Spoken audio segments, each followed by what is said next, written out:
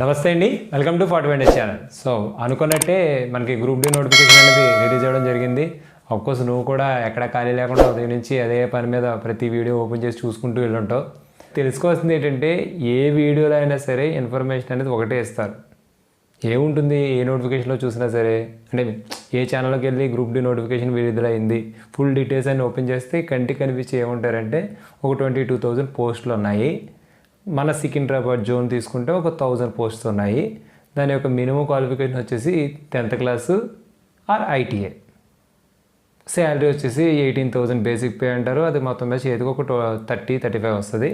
Of course 2026 తర్వాత 8th pay scale వస్తుంది కాబట్టి పిఆర్సీ వస్తుంది కాబట్టి డెఫినెట్గా ఏమవుద్ది, శాలరీ ఒక 50 అబవ్ వస్తుంది. ఓకే, 45 అలా వస్తుంది, అది ప్రాబ్లం కాదు. దీంతోపాటు ఏజ్ రిలాక్సేషన్ అనేది నియర్లీ అంటే 18 ఇయర్స్ నుంచి 33 ఇయర్స్ లోపు ఉండాలి జనరల్గా. ఓపెన్ అంటే జనరల్లో అయితే అలా కాకుండా ఓబీసీ కానీ ఎస్సీ ఎస్టీ వాళ్ళకి ఒక 3 ఇయర్స్ 5 ఇయర్స్ యాడ్ అవుతుంది. అది అందరికీ తెలిసిన విషయం. అయినా సరే నీకు ఎక్కడ టైం లేదు, చాలా చేతిలో ఉందన్నట్టు ప్రతి వీడియో ఓపెన్ చేసి చూస్తావు. అంటే ఏంటి నీ అర్థం? ఎవరో ఒకరు ఎలా జాబ్ వచ్చేస్తుందో, లేకపోతే జాబ్ ఎలా రావాలంటే ఏం చేయాలో చెప్పేస్తారనే కదా నీ ఫీలింగ్. సో నేను నీకు ఒక సీక్రెట్ చెప్తాను. జనరల్గా గ్రూప్ డి జాబ్ అనేది 10th క్లాస్ క్వాలిఫికేషన్ మీద ఉంటుంది. బట్ నువ్వు కనుక ఇప్పుడే స్టార్ట్ చేసే వ్యక్తివి, అంటే కొంతమంది అంటారు కదా, ఇప్పుడు ఇంట్రడ్యూస్ అవుతున్నానండి నేను ఈ కాంపిటేటివ్ ఫీల్డ్కి, రేపు నుంచే బుక్స్ తీయాలి, ఎల్లుండి బుక్స్ కొనుక్కోవాలి అని ఒక థాట్ ఉంటుంది కదా. అలాంటి ఆస్పిరెంట్ అయితే మాత్రం ఈసారి నోటిఫికేషన్లో గ్రూప్ డి కొట్టడం నీ వల్ల కాదు. అంటే సీరియస్లీ, అంటే నేనే ఒక 5 years బ్యాక్ నేను ఒక వీడియో ఇది చదువుకుంటే ఈ 30 కాన్సెప్ట్లు చదువుకుంటే జీకేలో మార్కులు వచ్చేస్తాయి, ఇలా చదువుకుంటే గ్రూప్ డి జాబ్ వచ్చేస్తుంది అని నేను చెప్పాను. అప్పుడు ప్యాటర్న్ వేరు, ఇప్పుడు ప్యాటర్న్ వేరు. అప్పుడు కాంపిటీషన్ వేరు, ఇప్పుడు కాంపిటీషన్ వేరు. ఎందుకంటే అప్పటి నుంచి ఎవరైతే ఉండిపోయారో వాళ్ళందరూ అలాగే ప్రిపేర్ అవుతూ వస్తున్నారు. ఈవెన్ వాడు 10th క్లాస్ క్వాలిఫికేషన్ అంటాడు కానీ డిగ్రీ లైక్ ఎస్ఎస్సి సీజీఎల్ రాసేవాడు కూడా క్వాలిఫై అవ్వాలంటే చాలా కష్టమైపోతుంది. అంత టఫ్ చేసేస్తున్నాడు పేపర్. నువ్వే కనుక నిజంగా లైక్ న్యూ కమర్ అయితే, అంటే న్యూ ఆస్పిరెంట్ అయితే మాత్రం ఈ గ్రూప్ డి కాకుండా వేరు జాబ్స్ లైక్ బ్యాంక్స్ అని, లేకపోతే ఒక 2 years ఐటీఐ చేసి ఏఎల్పి జాబ్ అని, లేదా ఇంకా ఏపీ పోలీసులు ఉన్నాయి, లేకపోతే తెలంగాణ పోలీస్ పోస్టులు ఉన్నాయి, ఎస్ఎస్సి సీజీఎల్ ఉంది, ఇలా ఎస్ఎస్సి మన సిఆర్పిఎఫ్ ఉంది, జీడీ కానిస్టేబుల్, ఇలాంటి నోటిఫికేషన్స్కి ప్రిపేర్ అవ్వడం ప్రయత్నించండి. అంతేగాని గ్రూప్ డిఏ కదా, 10th క్లాస్ బేస్కే కదా, నాది ఇంటర్ అయింది, కొంచెం ఒక 2 నెలలు కష్టపడిపోతే జాబ్ వచ్చేస్తుంది అనే ఒక థాట్ అయితే రావద్దు. ఇది నీకు టైం వేస్ట్ అవుతుంది, తర్వాత మెంటల్ స్ట్రెస్ రావాలి. వన్స్ ఇందులో దిగిన తర్వాత బ్యాక్ స్టెప్ వేయడానికి అవ్వదు. ఆల్మోస్ట్ ఒక 2 years 3 years వేస్ట్ అయిపోతుంది. అప్పుడు నెక్స్ట్ నోటిఫికేషన్ ఎప్పుడన్నా నువ్వు మరీ ఇదే సిన్సియారిటీ కంటిన్యూ చేస్తే మేబీ అప్పుడు జాబ్ రావచ్చేమో తప్ప, నాకు అర్జెంటుగా ఇంటిదే చాలా ఇంపార్టెంట్ ఉంది, నేను ఆడితో శబదం చేశాను, వీడితో పంది వేశాను, నాకు అర్జెంటుగా 6 monthsలో గవర్నమెంట్ జాబ్ రావాలి, అందుకే నేను రైల్వే గ్రూప్ డి పట్టుకున్నాను అనుకునే వాళ్ళకైతే మాత్రం సీరియస్లీ ఇది పనిచేయదు. నేను చెప్పేస్తున్నాను కదా.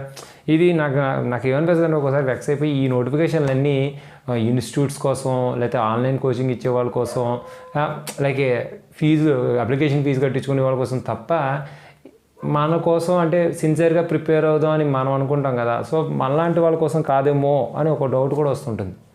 అలాగని సార్ మరి నోటిఫికేషన్ రిలీజ్ అయిన ప్రతి ఒక్కరు జాబ్ కొడుతున్నారు కదా సార్ అంటే, కొట్టట్లేదని కూడా నేను అనట్లే. వాళ్ళందరూ బాగా లాస్ట్ అటెంప్ట్లో మిస్ అయ్యి ఈ అటెంప్ట్ కొట్టిన వాళ్ళు, లేదా 2-3 అటెంప్ట్స్ నుంచి అదే పనిగా కూర్చున్న వాళ్ళు ఉన్నారు. ఇప్పుడు ఇంకా గ్రూప్ డి ఎగ్జామ్ జరిగింది, ఇంకా రిజల్ట్ ఇవ్వలేదు. సో అందులో ఆల్మోస్ట్ వచ్చేసి వాళ్ళు ఉంటారు, వాళ్ళకి ఒక క్లారిటీ ఉంటుంది, మళ్ళీ రాసేస్తారు వాళ్ళు. సో అందులో మిస్ అయిన ఇందులో ఛాన్సెస్ ఉంటాయి. మరి ఇప్పుడే స్టార్టింగ్ స్టెప్స్ వేస్తాను నువ్వు, నీకు జాబ్ వచ్చేయమంటే మనమో యూట్యూబ్లో వీడియోస్ చూస్తే తప్ప బుక్ తీసి చదవం. ఏ బుక్స్ కొనుక్కోవాలని ఎవరో ఒకరు అడగాలి. వాడికి తెలియని నాలెడ్జ్తో ఏదో బుక్ కొనేసుకోమని చెప్తాడు. ఫర్ ఎగ్జాంపుల్ నువ్వే నాకు ఫోన్ చేసి SMS పెడతావు, సార్ రైల్వేకి ఏమైనా బుక్స్ పెట్టండి, నాకు మూడ్ బాగుందంటే మంచి బుక్స్ చెప్తాను, నాకు మూడ్ బాగాలేదనుకో ఏదో 2 బుక్స్ పెట్టేది. నువ్వు నిజంగా నా మాట నమ్మేసి సార్ చాలా బాగా చెప్తారు కదా అని చెప్పి నా మాటనే తీసుకుని ఏం చేస్తావు, నువ్వు ఆ బుక్స్ కొంటావు. ఏమో ఇంత ఉంటాయి, అవి చదవడానికి టైం సరిపోదు, ఒక బుక్ని రివిజన్ చేయడం కూడా ఉండదు. మళ్ళీ అందులోనే ఇంకొకరు ఎవరైనా ఫోన్ చేసి ఇంపార్టెంట్ కాన్సెప్ట్లు చెప్పండి అవి చదువుతానంటాం. ఇంపార్టెంట్ కాన్సెప్ట్స్ రైల్వే దాకా మనం ఎలా ఇవ్వగలం? నేను చెప్పేస్తాను, ఇంపార్టెంట్ టాపిక్స్ చెప్తాను. నేనంటే యూట్యూబ్లో 1000 మంది ఉన్నారు చెప్పడానికి, ఇది ఇంపార్టెంట్ ఇది ఇంపార్టెంట్. ఎవడు చెప్పేది మేము ఎవరైనా పేపర్ డిసైడ్ చేయడానికి కూడా అవ్వట్లేదు. ఎందుకు లాస్ట్ టైం 20 మొన్న నోటిఫికేషన్, ఇప్పుడు మొన్న ఎగ్జామ్ జరిగింది, ఏమనుకున్నారు, నార్మల్గా ఈ మార్క్స్ వస్తాయి ఈ మార్క్స్ వస్తాయి ఈ మార్క్స్ వస్తాయి అని క్లారిటీగా మనం క్లాసిఫికేషన్ చేస్తాం. చేసిన తర్వాత ఫస్ట్ టైం అసలు ఏది పట్టించుకోకుండా ఓన్లీ కరెంట్ అఫైర్స్ మాత్రమే టచ్ చేశాడు. మనం అన్నం కూడా సరిపోయి, ఎందుకు సార్ 20కి 20 క్వశ్చన్స్ కరెంట్ అఫైర్స్ ఇచ్చారండి, వాడు చెప్తాడు కదా, వాడి జనరల్ నాలెడ్జ్ ప్రకారం ఏ క్వశ్చన్ అని అడగచ్చు. క్వశ్చన్ని పేపర్ని మనం క్వశ్చన్ చేయడానికి సరిపోం. ఇక్కడ మనం 100కి 120% ఎఫర్ట్స్ పెడతామంటే మ్యాక్సిమం 10 to 20% ఛాన్సెస్ ఉన్నాయి ఎవరికి, న్యూ కమర్కి జాబ్ రావడానికి. నేను 100% అష్యూరెన్స్ అయితే ఇవ్వలేను. ఫస్ట్ వన్, నువ్వు సీరియస్ యాస్పిరెంటో కాదని నువ్వు డిసైడ్ అవ్వండి. ఫస్ట్ నోటిఫికేషన్ పడిన వెంటనే ప్రతి ఒక్కడు పెద్ద ఎలా అంటే, ఆల్రెడీ గ్రూప్ 1 రిలీజ్ వచ్చింది, గ్రూప్ 1 రిజల్ట్ వచ్చింది, అండ్ గ్రూప్ 2 రిజల్ట్ వచ్చి మన చుట్టాల్లోనో మన ఫ్రెండ్స్లోనో ఎవరికో జాబ్లు వచ్చేసాయి. ఎప్పుడు ఎలా అనిపిస్తుంటే, నువ్వే ఉన్నావు ఎందుకు జాబ్ కొట్టలేదు, వాడే కొడాడు చూడు, అలా ఏదో మాట్లాడేవాడు కదా అని నువ్వు ఉక్రోషం అండ్ అదేదో వచ్చేస్తుంది బాడీలోకి. అప్పుడు అర్జెంటుగా జాబ్ కొట్టేయాలి, నేను అర్జెంటుగా సెటిల్ అయిపోవాలనే థాట్ రావడం తప్పేం కాదు, నేను తప్పు పడట్లేదు, రావచ్చు. కానీ అది ఎంతసేపు నిలబడుతుంది. ఈరోజు నాకు వచ్చింది ఆవేశం, ఈ ఆవేశం నేను ఎన్ని రోజులు ఉంచుకోగలను. నీకైనా గ్రూప్ డి ఎగ్జామ్ అయినా నెక్స్ట్ మంత్ ఉంటుందా అని చెప్పాడా, పోనీ 2 months తర్వాత ఉంటుందని ఎవరైనా యూట్యూబ్ ఛానల్ చెప్పారా? మినిమం అట్లీస్ట్ 6 months వరకు ఎగ్జామ్ అయితే ఉండదు. ఈ 6 months అది మెయింటైన్ చేస్తావా? ఇదే ఆవేశాన్ని, ఇదే ఒక ఫైర్ ఉంది కదా బాడీలో, ఆ ఫైర్ని 6 months మెయింటైన్ చేస్తావా? కన్సిస్టెన్సీగా చదువుతావా? ఇన్ని చేద్దాం అనుకుంటే అప్పుడు నీకు గ్రూప్ డి జాబ్ వచ్చే అవకాశాలు అయితే ఉంటాయి. ఆడుతూ పాడుతూ కుదిరినప్పుడు చదివే డిగ్రీ ఎగ్జామ్స్ లాగా, ఇంటర్మీడియట్ ఎగ్జామ్స్ లాగా అయితే మాత్రం గ్రూప్ డి కాదు, దరిదాపులు కూడా మనం వెళ్ళాం. లక్క బాండ్ వెళ్ళినా 1 or 2 marks అయినా సరే పోతుంది. ఇది నేను సీరియస్గా చెప్తున్నాను, నేను నా తమ్ముడు అనుకుని చెప్తున్నాను, లేదా నాకు ఒక చెల్లి అనుకుని చెప్తున్నాను క్లియర్గా. ఇప్పుడు నువ్వు నా వీడియోస్ చూస్తారు. ఇప్పుడు మనం నార్మల్గా గ్రూప్ డికి సంబంధించి అర్థమెటిక్ చెప్పేసాం, రీజనింగ్ చెప్పాం, ప్యూర్ మ్యాథ్స్ చెప్పాం. ఆఫ్కోర్స్ February 1st నుంచి ప్రతి క్లాసు మళ్ళీ రివిజన్, లైక్ ఏమంటారు అంటే ఎక్కువ మోడల్స్ రిపీట్ అవ్వట్లేదు, అంటే లైక్ కొత్త మోడల్స్ కూడా వచ్చాయి.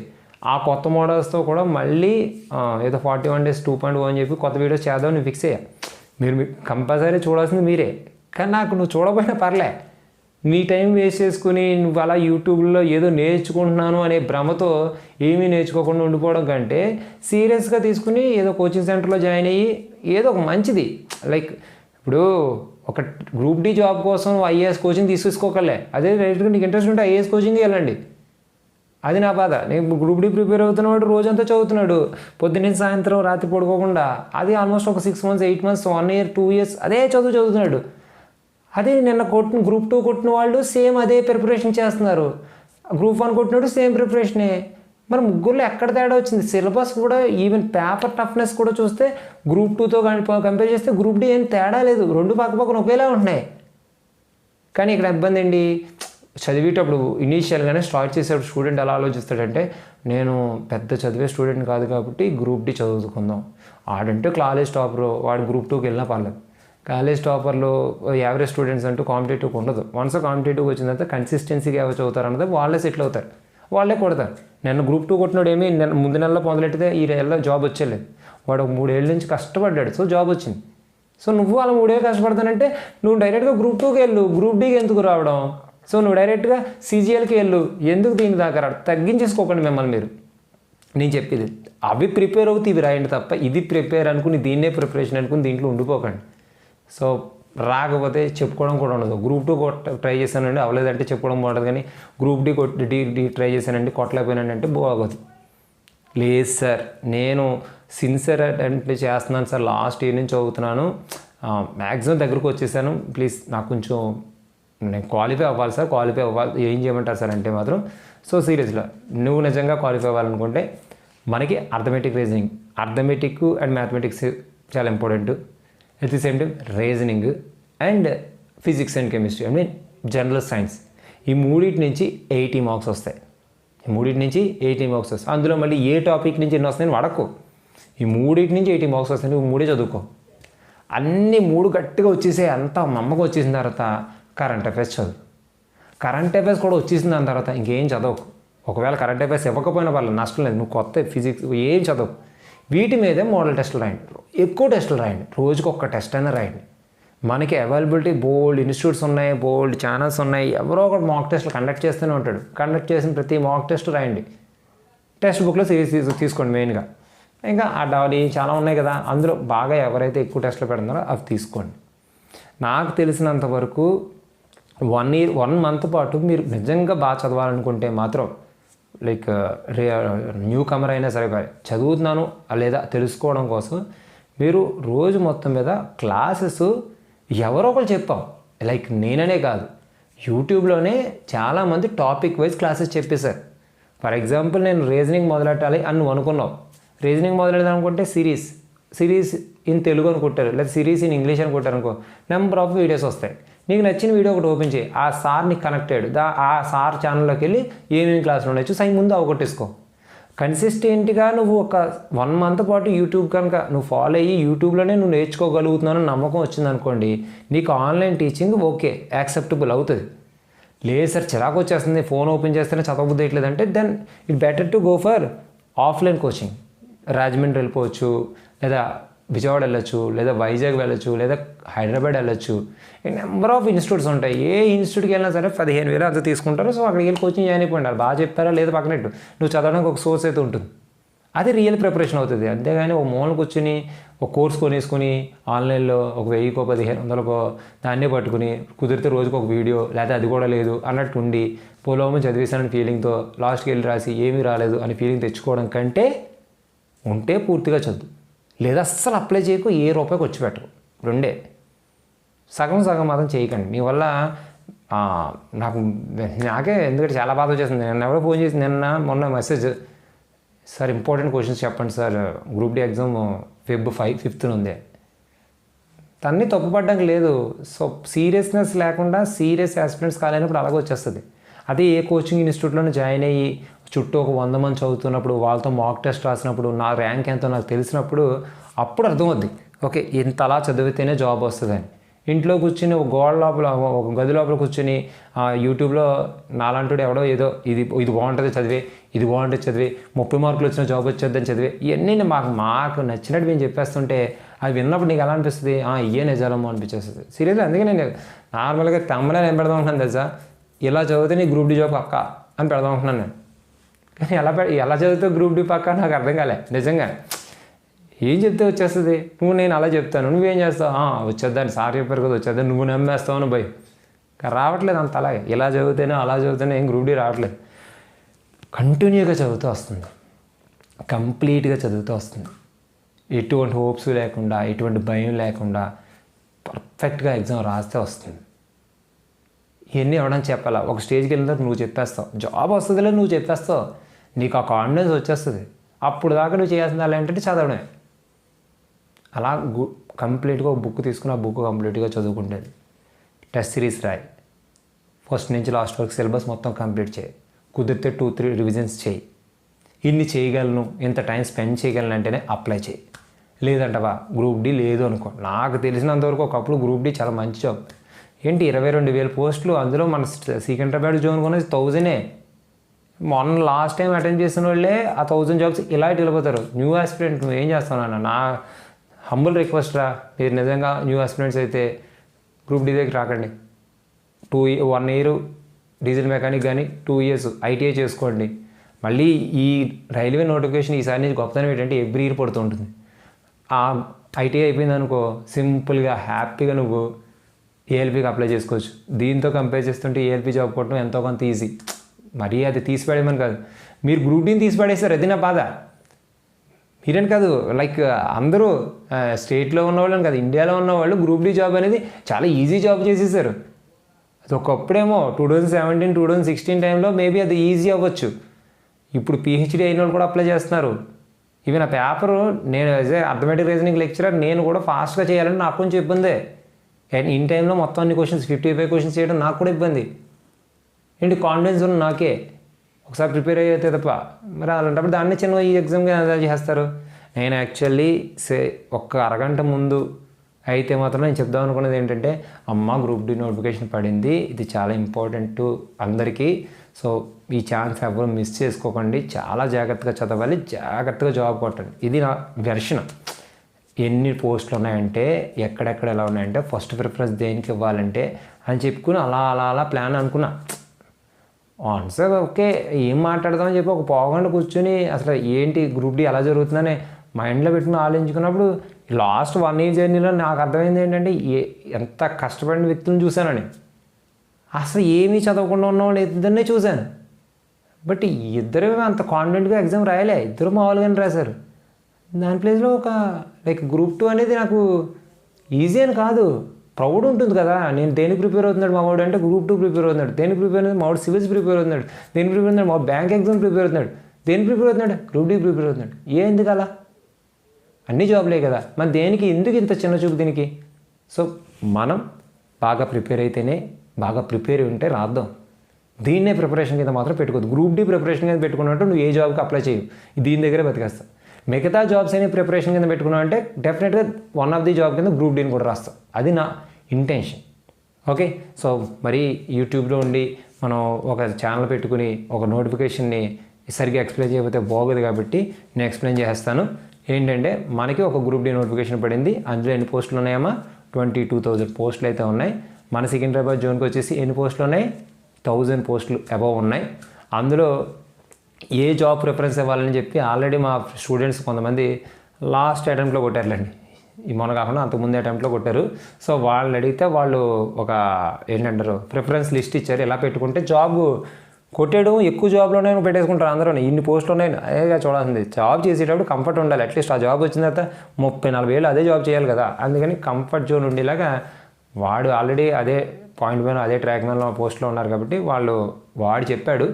అది నేను ఇక్కడ పోస్ట్ చేస్తాను. ఒకవేళ పోస్ట్ చేయకపోతే మాత్రం వాట్సాప్లో ఈ కింద ఒక నెంబర్ తిరుగుతుంది కదా, ఆ నెంబర్కి హాయ్ పెట్టి సరే ఎలా అడగండి, అది నీకు వాట్సాప్లో హాయ్ పంపించేస్తాను, అది ప్రాబ్లం కాదు. సో ఏజ్లో వచ్చి 10th క్లాస్ క్వాలిఫికేషను ఐటీఐ ఉండాలి. ఐటీఐ ఆ 10th క్లాస్ ఏదైనా పర్లేదు. ఏజెస్ వచ్చి 18 to 33 ఉండాలి. ఇది నోటిఫికేషన్. నా సైడ్ నుంచి సజెషన్ అయితే నువ్వు ఎటువంటి కోర్సు కొనొద్దు బయట. ఇది పెద్ద జాబు, మంచి జాబు, దీన్ని కొడితే చాలు జీవితం సెటిల్ అయిపోతుంది అనే విషయాన్ని మైండ్లో తీసే. ఫస్ట్ నువ్వు కన్సిస్టెంట్గా చదువుతలేదని ముందు టెస్ట్ చేసుకో. టెస్ట్ చేసుకోవడానికి నా దగ్గర ఉన్న ఒకే ఒక ఆయుధం ఏంటంటే యూట్యూబ్లో రోజుకి 4 to 5 hours videos like classes చూడడానికి ప్రయత్నించు. ఫిజిక్స్ చెప్పేవాళ్ళు ఉన్నారు యూట్యూబ్ నిండా, కెమిస్ట్రీ చెప్పేవాళ్ళు ఉన్నారు యూట్యూబ్ నిండా, బయాలజీ చెప్పేవాళ్ళు ఉన్నారు యూట్యూబ్ నిండా, maths, arithmetic, reasoning and maths 3 నేను చెప్పాను. నేను కాకపోయినా నాకంటే బాగా చెప్పేవాళ్ళు కూడా చాలామంది ఉన్నారు. సో ఏదో ఒకటి చూడండి. ఓకే, 4 to 5 hours స్పెండ్ చేసి నేను ఎంత సబ్జెక్ట్ నేర్చుకోగలుగుతున్నాను. అది 1 day 2 days కాదు, 1 month. ఈ 1 monthలో బాగా నేర్చుకుంటే దెన్ అప్పుడు మనం ఎలా చదవాలి, ఏ కోర్స్ తీసుకుని చదువుదాం, ఏ ఎగ్జామ్స్ రాసి క్వాలిఫై అవుదాం అన్నది 1 month తర్వాత నేను ఇంకో వీడియో చేస్తాను, అప్పుడు డిస్కస్ చేద్దాం. ఎందుకంటే నీవు ఇంతే ఇంట్రెస్ట్ ఈ 1 month చూపిస్తే అప్పుడు నువ్వు సీరియస్ ఆస్పిరెంటే, న్యూ కమర్ కాదు. సో సీరియస్ ఆస్పిరెంట్ అనేవాడు గ్రూప్ డి ఈ జాబ్ ఈజీగా కొట్టచ్చు. అప్పుడు వాడు ఎలా కొట్టాలన్నది మనం అప్పుడు ప్లాన్ చేద్దాం. నా టార్గెట్ మాత్రం ఈ వీడియో నువ్వు చూసి నువ్వు న్యూ కమర్ అయితే నువ్వు అస్సలు అయితే సీరియస్ ఆస్పిరెంట్ అవ్వాలి, లేకపోతే అస్సలు అప్లై చేయకూడదు. ఈ 2 తీసుకోవాలి, అంతే తప్ప మధ్యలో మాత్రం వేలాడకూడదు. ఓకే, సో ఇబ్బంది పెట్టినట్టు ఏమైనా మాట్లాడుంటే సారీ, బట్ అప్లై చేసామంటే జాబ్ కొట్టాలబ్బా, అలాంటి వాళ్ళే అప్లై చేయండి. అలాగా ఉంటామంటేనే అప్లై చేయండి. 2 లేకుండా ఆడుకుందాం, కుదిరినప్పుడు చదువుకుందాం, అయితే జాబ్ ఏంది లేకపోతే లేదన్న వాళ్ళైతే టైం వేస్ట్ అయిపోద్ది. బయట చాలా స్కిల్స్ నేర్చుకునే టైం ఉంది. బయట రోజు ప్రపంచం అలా పరిగెడుతూ ఉంటుంది. మనం కాంపిటేటివ్ అని చెప్పి ఒక గదిలో ఉండిపోతున్నాం. సో రేపొద్దున్న ఒక 2-3 years తర్వాత మనం సెటిల్ అవ్వలేదంటే కొంచెం ఇబ్బంది అవుతుంది. సో బయట స్కిల్స్ నేర్చుకోవాల్సిన టైం కాబట్టి ఇది కుదిరితే ఎక్కువ స్కిల్స్ నేర్చుకోవడానికి, ఎక్కువ విషయాలు తెలుసుకోవడానికి మాత్రమే టైం స్పెండ్ చేయండి. Okay, all the best and thank you.